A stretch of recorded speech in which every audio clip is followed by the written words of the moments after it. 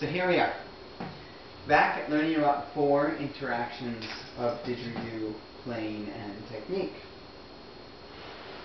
So, let me just adjust my setting here a little bit. So we just learned about the second interaction, which is the interaction of the mouth, the tongue, the cheeks, the jaw, all working together with the first interaction, the drone, to create more dynamics, more sounds, more of those high, crisp, forest, frog, serpent type noises. Good to practice. Don't need circular breathing for that either. You don't need circular breathing for even the next interaction either to practice everything.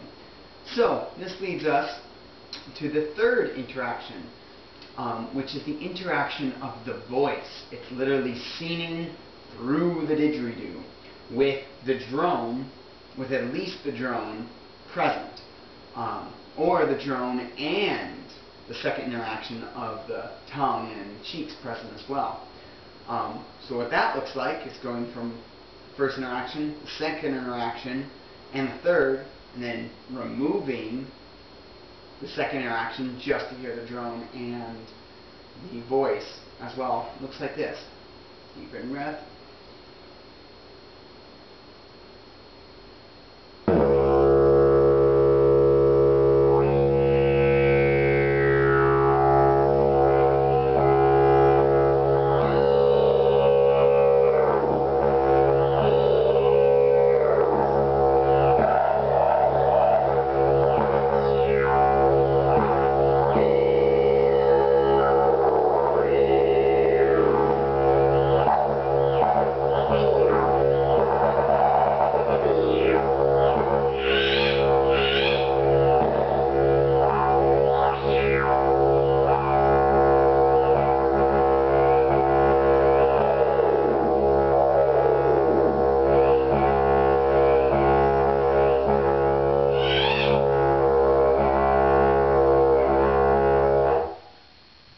And then you can do the same thing on the overtone.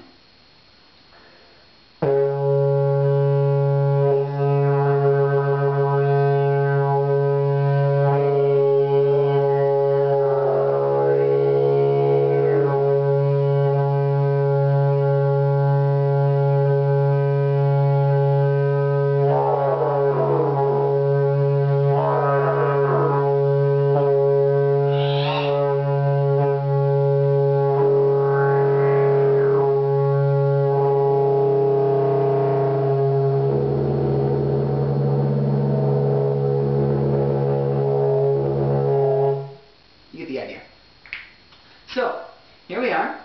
We've seen that the voice changes the entire game. It really adds in the full spectrum of sound. The only thing that's missing is the fourth interaction, which is the interaction of the diaphragm. It's the volume and it's the circular breathing. It's the rest of the system working together.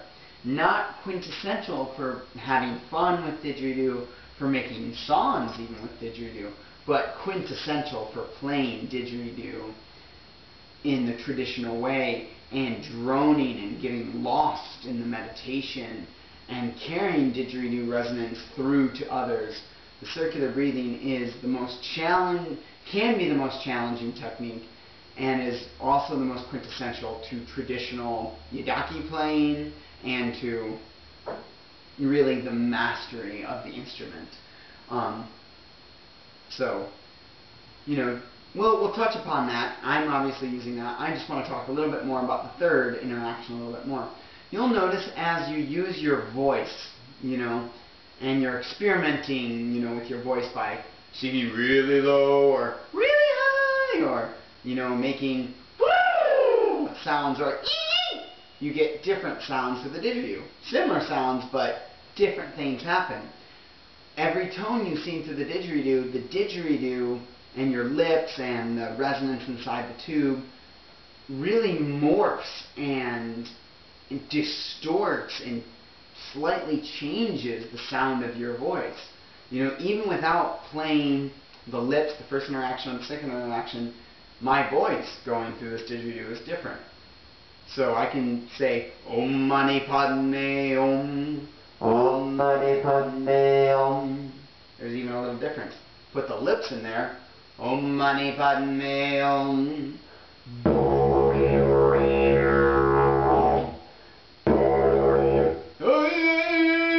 You can try different sounds and really work with the instrument as a singing device. You can play with the perfect fifth resonance, you can play with octaves, you can play with, binaural frequencies, which is slightly changing the tone. Go ahead and work with scales of your voice. Go. Go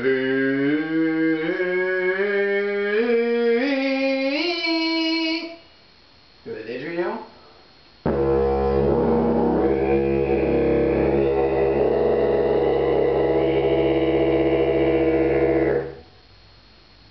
And then, instead of stepping it, go ahead and just do it as a slide. So,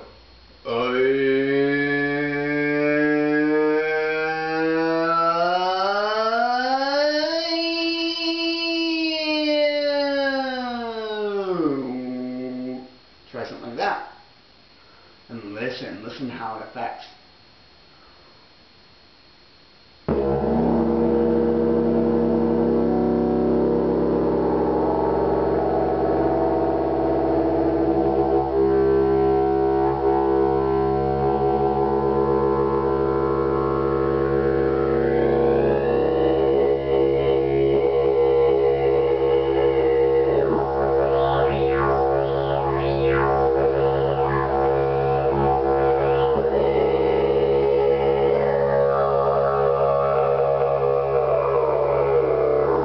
Try it higher or lower? High. Let's try a high slide.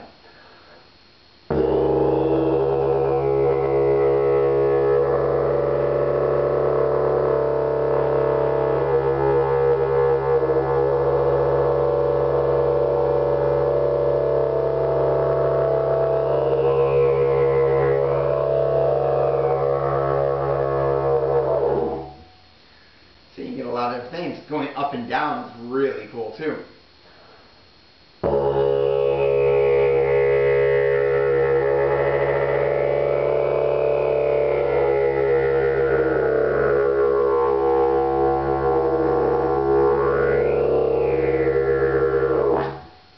Lower.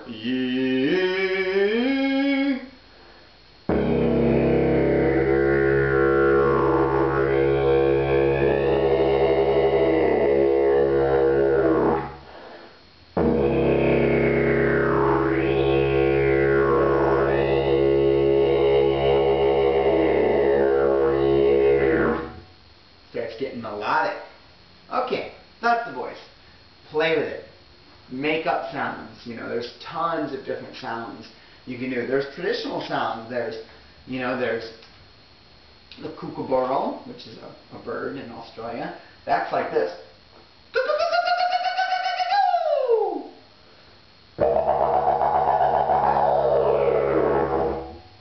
There's the monkey.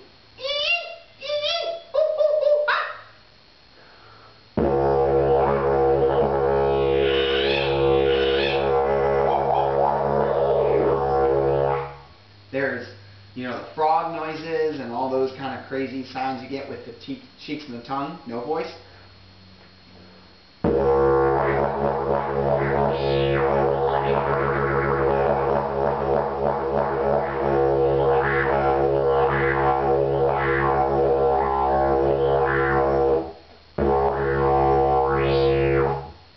There's the lions and tigers and gorillas and stuff.